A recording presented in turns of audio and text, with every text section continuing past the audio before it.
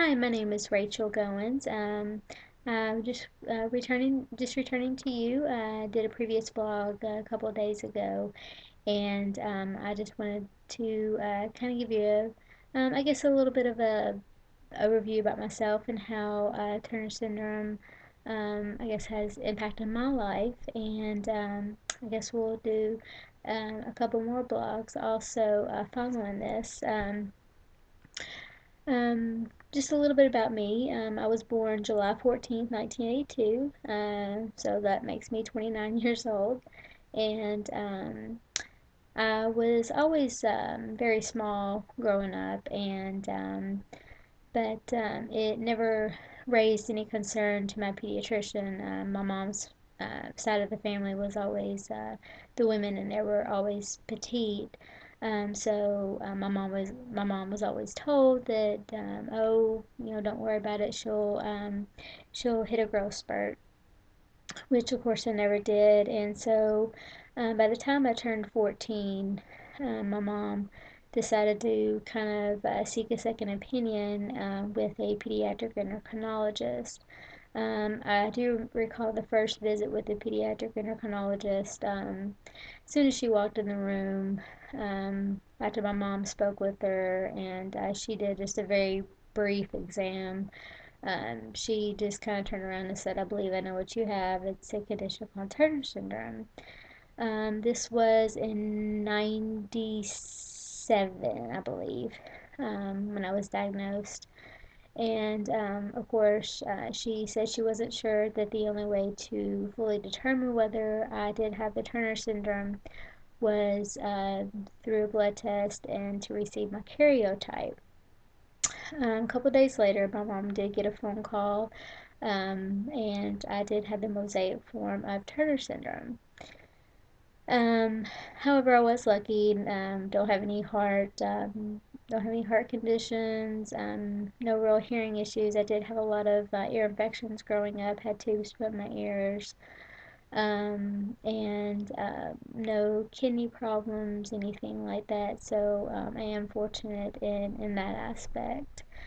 Um, I began growth hormone. I took genotropin for about 2 years from the age of 14 to 16. Administered the shots myself daily. And when I was 18, I moved on to a reproductive endocrinologist who managed my hormone replacement. And I now take Vivel dot patches and progesterone. I'm actually looking at beginning just the birth control pills because the patches to me are a bit of a headache. So those of you who have the patches, you probably know what I'm talking about, trying to keep them on and everything.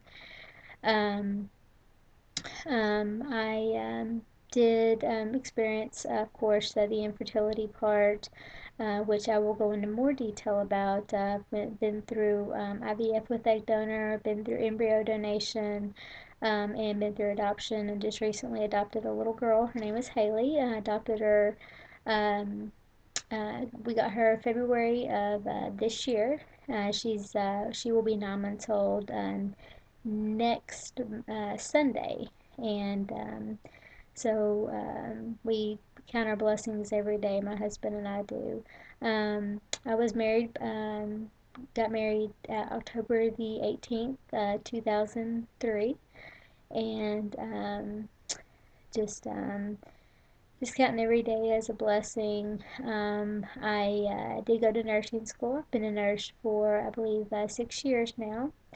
I work in the substance abuse nursing field, which never really imagined that I would be in that field, but I'm kind of looking into getting into the OB or obviously I would love to become a fertility nurse and kind of uh, work in that field because that's obviously one of the biggest impacts. That's one of the biggest impacts in my life, and I really think that being in that field would benefit me, being able to be there for couples that have been through what my husband and I have been through. I come from a big family. No one else in my family I know of does have the Turner syndrome. So I am now recently trying to become much more of an advocate for the Turner syndrome community. I actually attended my first Turner syndrome conference in Buffalo, New York this past summer. Met so many amazing women, and like I mentioned before, and I just cannot wait to get to Anaheim next year and see all of you all. So that's just kind of a brief rundown of me. And so I guess in the next vlog I'll be talking about fertility options, adoption, things like that. So stay tuned. Thanks.